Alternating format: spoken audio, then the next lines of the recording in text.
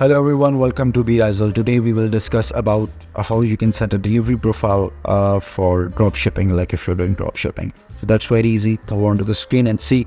I've already opened the Amazon, and like next site, if we are dropshipping this product, so we are sourcing it from Amazon and we are dropshipping this product.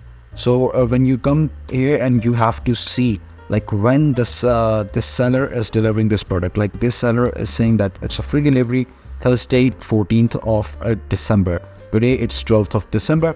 So it's saying that you will get this product on the 14th of December, or the fastest delivery tomorrow, that is on December 10, order within 4 hours and 90 minutes. So he's also providing a 1-day delivery. Also, he is also providing 2 or 3 days delivery time.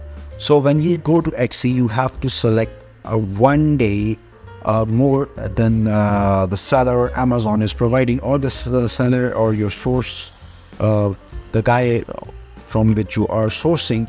You have to select 1 or 2 day more than that. And that's the reason because like it may happen that the delivery from him may get late, or any other thing that can happen.